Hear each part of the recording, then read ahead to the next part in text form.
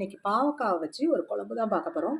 ரொம்ப டேஸ்ட்டாக இருக்கும். பிள்ளைங்கள்லாம் சாப்பிடாதுன்னு நினைப்போம். பாவக்காய்னா சாப்பிடாதுங்க. ஆனால் இது மாதிரி வதக்கி அரைச்சி குழம்பு வச்சு கொடுத்தீங்கன்னா இந்த பாவக்காய் குழம்பு எல்லாருமே விரும்பி சாப்பிடுவாங்க. குழம்பே ரொம்ப டேஸ்ட்டாக இருக்கும். அதுக்கு சின்ன வெங்காயம் உங்கள் குழம்புக்கு தகுந்த மாதிரி நான் உரித்து வச்சுக்கோங்க. 25 சின்ன வெங்காயத்துக்கிட்ட நான் உரித்து வச்சுருக்கேன். சின்ன வெங்காயம் தான் நல்லா டேஸ்ட்டாக இருக்கும். ஒரு குட்டி குட்டி தக்காளி 3 தக்காளி கட் பண்ணி வச்சுருக்கேன். ஒரு 1/4 மூடி தேங்காய் கிட்ட திருவி வச்சுருக்கேன். ஒரு 5-6 பல் பூண்டு, புளி ஒரு பெரிய எலுமிச்சம்பழம் சைஸ் அளவு புளி ஊற வச்சுருக்கேன். நீங்கள் எவ்வளோ குழம்பு வைக்கிறீங்களோ அதுக்கு தகுந்த அளவுக்கு புளி ஊற வச்சுக்கோங்க. ஒரு பாவக்காவை இது மாதிரி துண்டு துண்டாக நறுக்கி வச்சுட்டு அதில் நடுவில் உள்ள இந்த விதையெல்லாம் இப்படி எடுத்துருங்க. எடுத்துகிட்டு இது மாதிரி வச்சுக்கோங்க. இப்போ முதல்ல பாவக்காவை நம்ம வதக்கிடுவோம். அதுக்கப்புறம் இந்த வெங்காயம் தக்காளியில் என்னென்ன மசாலா பொருள்லாம் போட்டு வதக்கணுங்கிறத பார்ப்போம். பாவக்காவை இதில் நல்லா வதங்கட்டும். கலர் மாதிரி வதங்குற அளவுக்கு நல்லா வதக்கி எடுத்துக்கோங்க. பக்கா கசப்பு இருக்காது. பாவக்காய் இந்த அளவுக்கு இது மாதிரி கலர் மாறுற அளவுக்கு வதக்கி எடுத்து வச்சுக்குவோம். இதை ஒரு தட்டில் இப்போ மாற்றி எடுத்து வச்சுக்கலாம். இப்போ அதே சட்டியில் கொஞ்சமாக எண்ணெய் ஊற்றிக்கிங்க. ஊற்றிட்டு ஃபஸ்ட்டு இந்த சின்ன வெங்காயத்தை போட்டுக்கணும்.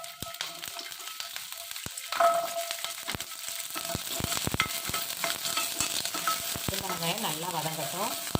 இதோட ஒரு சின்ன சின்ன பூண்டு பல்லாக இருக்கிறதுனால ஒரு 5-6 பூண்டு பல் போட்டிருக்கேன். பெருசாக இருந்தால் ஒரு 2-3 போட்டுக்கிட்டா போதும். ஒரு 1/4 ஸ்பூன் ஜீரகம், ஒரு 1/4 ஸ்பூன் மிளகு, ஒரு 1/4 ஸ்பூன் சோம்பு.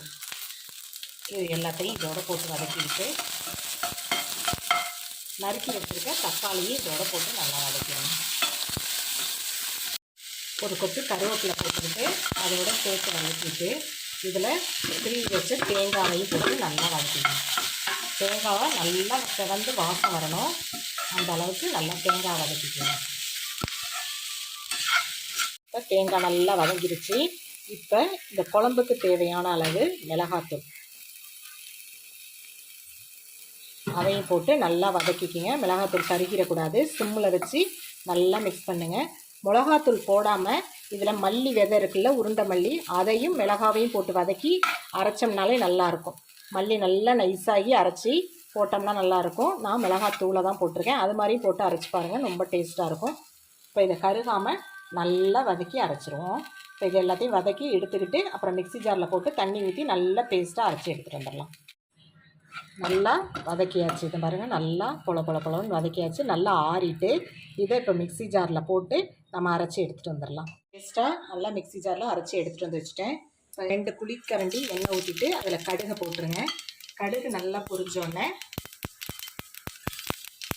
இதை வதக்கி வச்சுருக்க பாவக்காய் போட்டுருங்க. நல்லா இது எண்ணெயில் ஒரு 5 நிமிஷம் வதங்கட்டும்.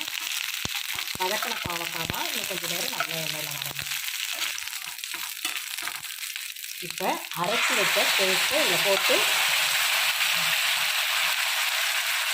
நல்லா வதக்கி விட்டுப்போம். இது நல்லா வதங்குறதுக்குள்ள இந்த மிக்ஸி ஜாரில் கழுவி எடுத்துகிட்டு வந்து ஊற்றிடுவோம். இப்போ இதில் தேவையான அளவு உப்பு போட்டுக்குவோம். குழம்புக்கு தேவையான அளவு உப்பு போட்டுக்கோங்க.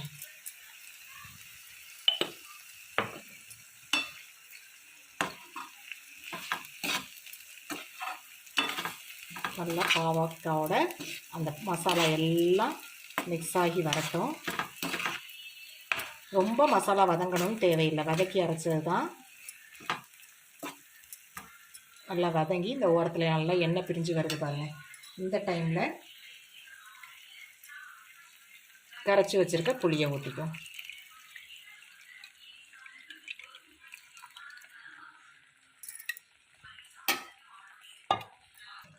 இந்த மிக்ஸி ஜாரை கழுவி அந்த தண்ணியும் இதில் ஊற்றிடும். ரொம்ப குழம்பு தண்ணியாக இருக்கக்கூடாது.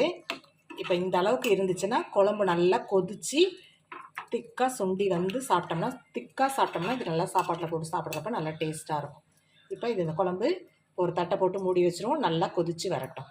பாவக்காய் குழம்பு ரெடி ஆகிடுச்சு. எப்படி ஓரமெல்லாம் நல்லா எண்ணெய் படந்து நல்லா வந்திருக்கு பாருங்கள். நல்லா ரெட்டிஷாக ரொம்ப டேஸ்ட்டாக இருக்கும். பிள்ளைங்களாம் விரும்பி சாப்பிடுவாங்க. குழம்ப இன்றைக்கி நாங்கள் சாதத்தோடு சாப்பிட போகிறோம். இட்லி தோசைக்கு சாப்பிடும்போது நல்லாயிருக்கும். மறுநாள் இன்னும் நல்லா சுண்டுனுச்சுன்னா இன்னும் நல்லா டேஸ்ட்டாக இருக்கும்.